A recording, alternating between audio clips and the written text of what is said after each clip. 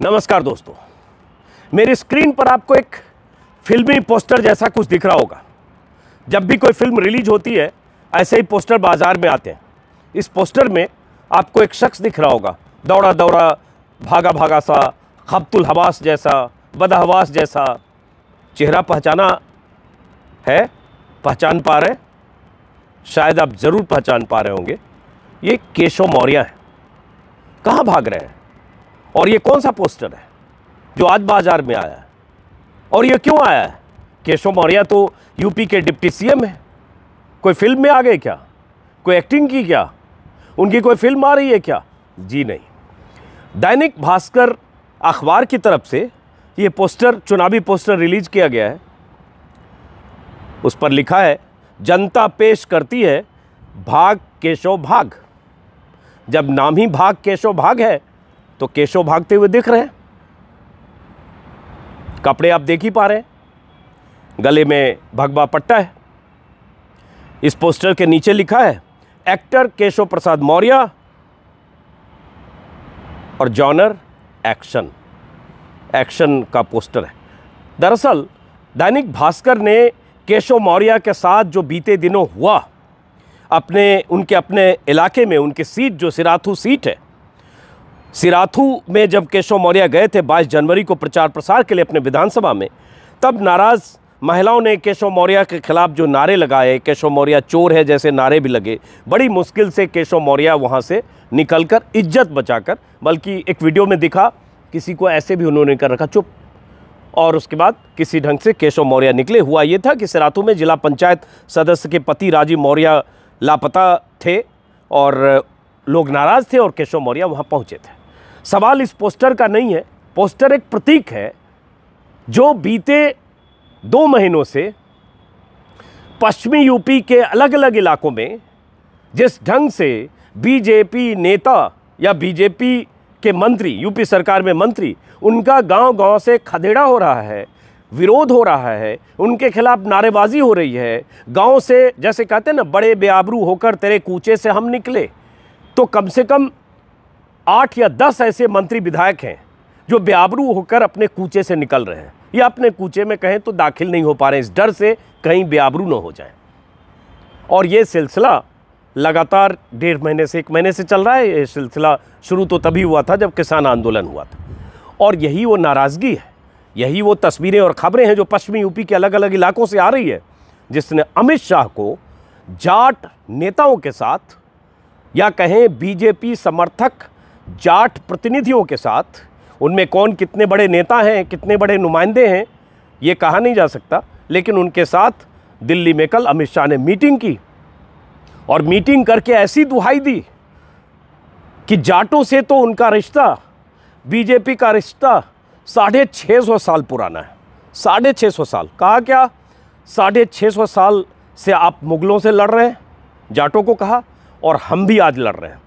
इशारा समझ सकते हैं अमित शाह का क्या था। जाटों को पटाने के लिए या अपनी तरफ लाने के लिए या उनकी नाराज़गी दूर करने के लिए कुछ भी बोल देंगे, कुछ भी।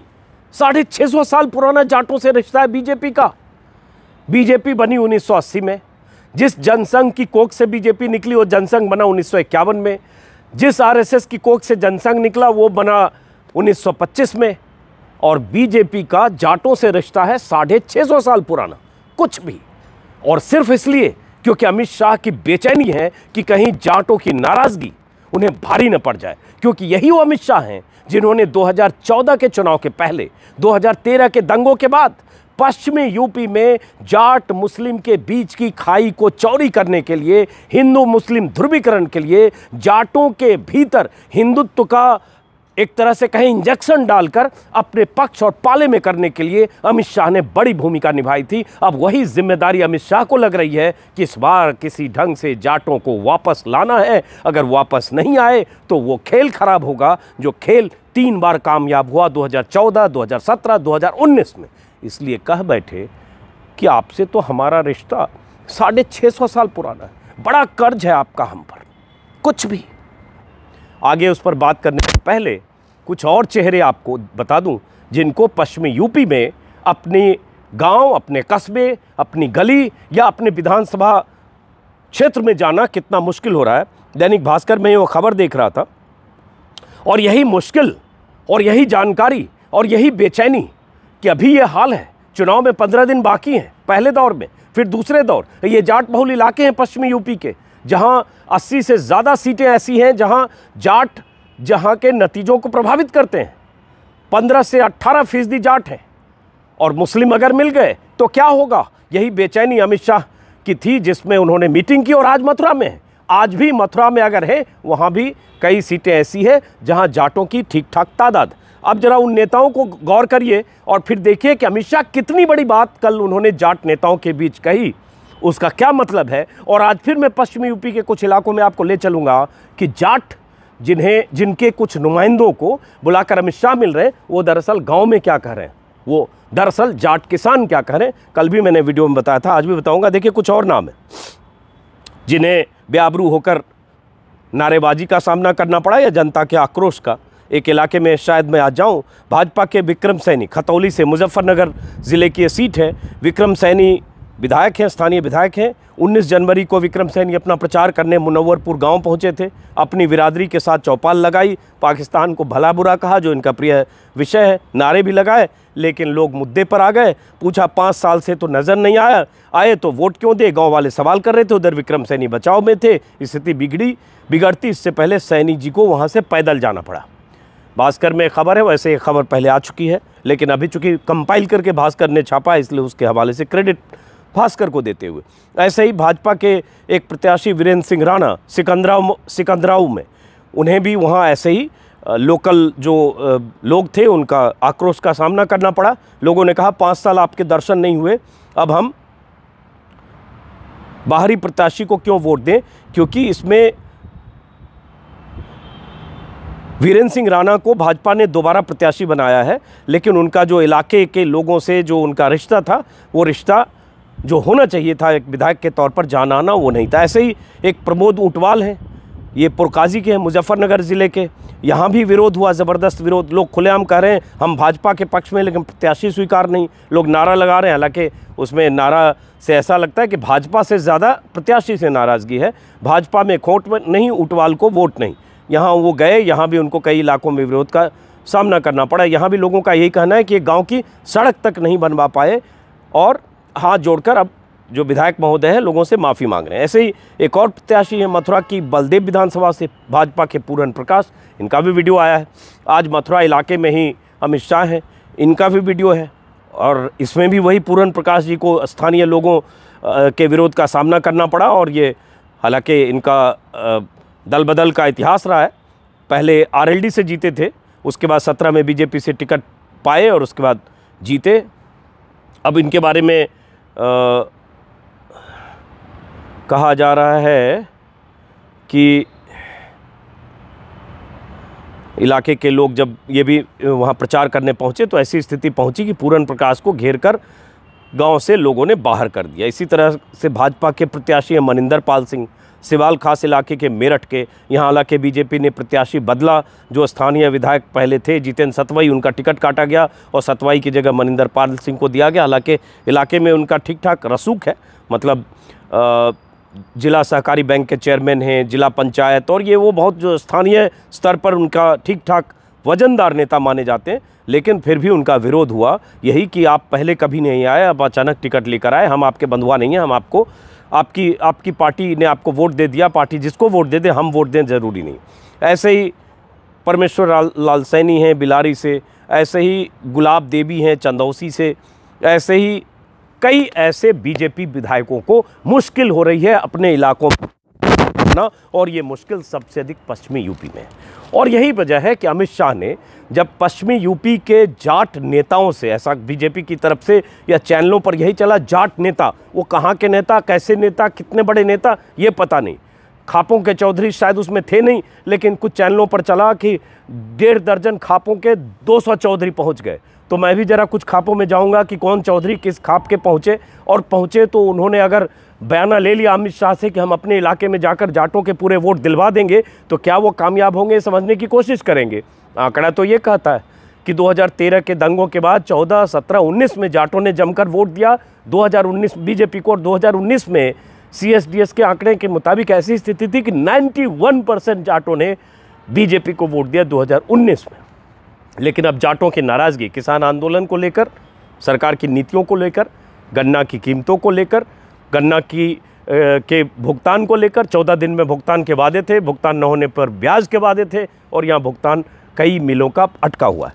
तो अमित शाह ने कल बहुत दिलचस्प बात ये रहा कि ये तो कहा ही कि 650 साल पुराना नाता है, आप मुगलों से तब से लड़ रहे हैं, हम भी आज लड़ रहे हैं। लेकिन साथ में उन्होंने एक बात कही जो मैं देख रहा हूँ अखबारों में, दैनिक जागरण अखबार में ख़ास तौर से, कि अमित शाह ने कहा कि हमारे ऊपर जाटों का ऋण है।